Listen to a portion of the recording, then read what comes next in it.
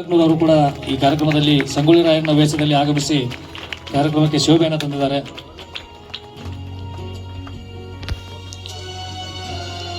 ಮುತ್ತುಗೊಳಿಸಿ ದಯವಿಟ್ಟು ಬರ್ರಿ, ಇಲ್ಲಿ ಬರ್ರಿ. ಅವರಿಗೆ ಇನ್ವೈಟ್ ಮಾಡುವಾಗ ಅವರು ಬಹಳ ಸರಳವಾಗಿ ಮತ್ತೆ ಬಹಳ ಸಂತೋಷವಾಗಿ ಅಷ್ಟೇ ಅಲ್ಲ ಅಭಿಮಾನದಿಂದ ಹೇಳಿದ್ರು ನಾನಲ್ಲಿ ಬರ್ತೀನಿ ಎಂಬುದಾಗಿ. ಜೊತೆಗೆ ಇನ್ನೊಂದು ಮಾತನ್ನ ಹೇಳಿದ್ರು, ಬೇರೆ ಯಾವುದೇ ಕಾರ್ಯಕ್ರಮ ಹಾಕೋಬೇಡ್ರಿ, ನಾನು ಅಲ್ಲಿ ಹೋಗ್ತೀನಿ ಎಂಬುದಾಗಿ. ಅದು ನಂಗೆ ಬಹಳ ಆನಂದ ಮತ್ತೆ ಬಹಳ ಸಂತೋಷವಾಯಿತು. ಈಗಲೂ ಆ ಆನಂದವನ್ನ ನಾನು ಅನುಭವಿಸ್ತಾ ಇದ್ದೀನಿ.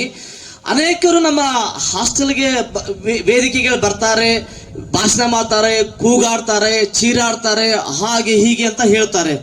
ಆದರೆ ಪಿ ರಾಜು ಸರ್ ಅವರು ವಿದ್ಯಾರ್ಥಿಗಳ ಜೊತೆಗೆ ಪ್ರಶ್ನೆ ಕೇಳೋದು, ಉತ್ತರ ಹೇಳೋದು, ಅವರಿಗೆ ಜೈ ಎಂದು ಅನಿಸೋದು, ಬಹಳ ಎಲ್ಲ ವಿದ್ಯಾರ್ಥಿ ಚಿಕ್ಕ ಮಕ್ಕಳ ಜೊತೆಗೆ ಮಿಂಗಲ್ ಆಗಿ ಬಹಳ ಸರಳವಾಗಿ ಅವರ ವ್ಯಕ್ತಿತ್ವ ಇನ್ನೂ ನನಗೆ ಕುಲುಪಿತನಾಗಿ ನನ್ನನ್ನು ಅದು ಉಂಟು ಮಾಡ್ತೆ ಎಂಬುದಾಗಿ ನಾನು ಹೇಳೋದಕ್ಕೆ ಸಂತೋಷ ಪಡ್ತೇನೆ. ವಿಶೇಷವಾಗಿ ನಾವು ಈ ಒಂದು 80ನೇ ವರ್ಷದಲ್ಲಿ ನಾವಿರುವಾಗ ಇದುವರೆಗೆ ಒಂದು 15 ವರ್ಷಗಳ ಹಿಂದೆ ಈ ಒಂದು ತಿರಂಗವನ್ನ, ನಮ್ಮ ಒಂದು ಫ್ಲಾಗ್ ಅನ್ನ ಕೇವಲ ಸರ್ಕಾರಿ ಕಚೇರಿಗಳಲ್ಲಿ ಮಾತ್ರ ಏನ್ ಮಾಡ್ತಾ ಇತ್ತು, ಸೀಮಿತವಾಗಿತ್ತು. ಸೊ ಈ ಒಂದು ಯೋಜನೆಯನ್ನು ಅನೇಕರಿಗೆ ನಾವು ಅದನ್ನ ನೋಡೋದಕ್ಕೆ ಮಾತ್ರ ಭಾಗ್ಯ ಇತ್ತು. ಟಿವಿಗಳಲ್ಲಿ, ವಾರ್ತಾಗಳಲ್ಲಿ, ಕಚೇರಿಗಳಲ್ಲಿ ನೋಡೋದಷ್ಟೇ ನಮ್ಮ ಒಂದು ಸೀಮಿತವಾಗಿತ್ತು ತಿರಂಗವನ್ನ.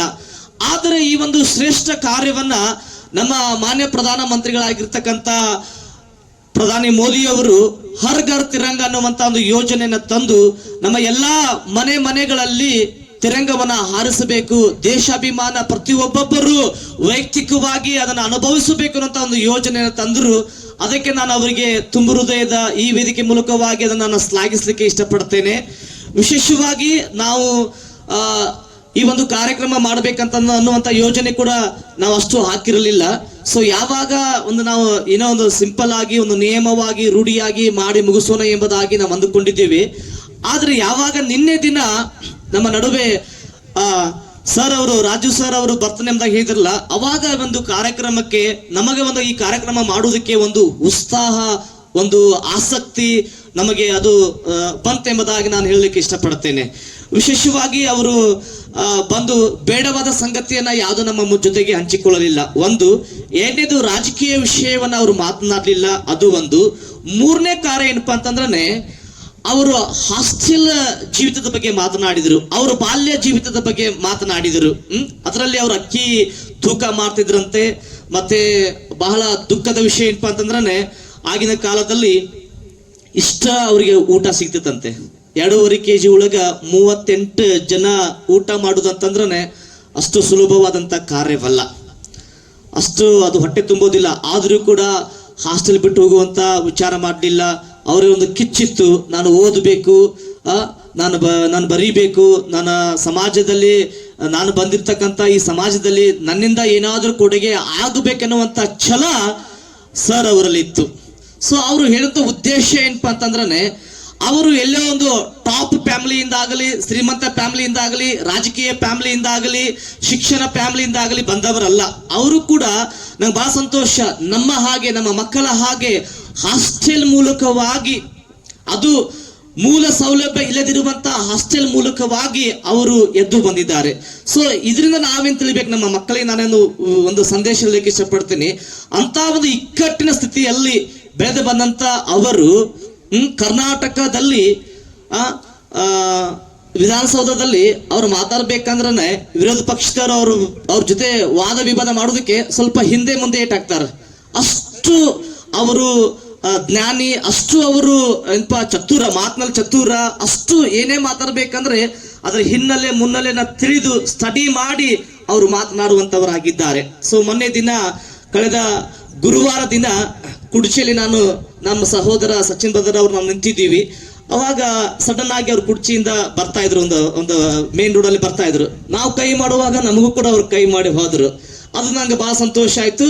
ಜೊತೆಗೆ ಅವರು ಸಡನ್ ಆಗಿ ನಮ್ಮ ಕಡೆ ಬರ್ತಾರೆ ಅನ್ನುವಾಗ ನಾವು ಅಲ್ಲಿ ಮನೆ ನೋಡಿದೀವಿ. ಈ ದಿನ ಅವ್ರ ಜೊತೆಗೆ ವೇದಿಕೆ ಹಂಚಿಕೊಳ್ಳುವಂತ ಒಂದು ಸೌಭಾಗ್ಯವನ್ನ ದೇವರು ನಮಗೆ ಈ ಒಂದು ಸ್ವತಂತ್ರ ದಿನದ ಮೂಲಕವಾಗಿ ನಮಗೆ ಅವಕಾಶ ಕೊಟ್ಟಿದ್ದಕ್ಕಾಗಿ ನಾನು ದೇವರಿಗೆ ವಂದನೆಗಳನ್ನ ಸಲ್ಲಿಸ್ತೇನೆ. ನನ್ನ ಒಂದು ಮುಖ್ಯ ಒಂದು ವಿಚಾರ ಏನಪ್ಪಾ ಅಂತಂದ್ರೆ, ನಮ್ಮ ಮಕ್ಕಳೆಲ್ಲರೂ ಕೂಡ ಸರ್ ಅವರ ಹಾಗೆ ಶಿಸ್ತಲ್ಲಿ ಬೆಳಿಬೇಕು. ಸರ್ ಅವರ ಹಾಗೆ ಅವರು ಕೂಡ ನಮ್ಮ ಎಲ್ಲಾ ಮಕ್ಕಳು ದೊಡ್ಡ ದೊಡ್ಡ ಸ್ಥಾನದಲ್ಲಿ ದೊಡ್ಡ ದೊಡ್ಡ ಡಿಪಾರ್ಟ್ಮೆಂಟ್ಗಳಲ್ಲಿ ಅವರು ಕೂಡ ಗುರುತಿಸಿಕೊಳ್ಬೇಕೆಂಬುದಾಗಿ ನನ್ನ ಒಂದು ನಿಜವಾದ ಆಸೆ ಆಗಿದೆ. ಇದ್ರ ಜೊತೆಗೆ ಅಧ್ಯಕ್ಷರಂತ ಹೇಳುವಾಗ ಕೇವಲ ಅದು ಕುರ್ಚಿ ಬರ್ತದೆ, ಒಂದು ಸ್ಥಾನಮಾನ ಬರ್ತದೆ, ಅದು ಯಾವುದೋ ಸಾಟಿಸ್ಫ್ಯಾಕ್ಷನ್ ಇಲ್ಲ. ಸೊ ಅದೊಂದು ಗುರುತು ಮಾತ್ರ.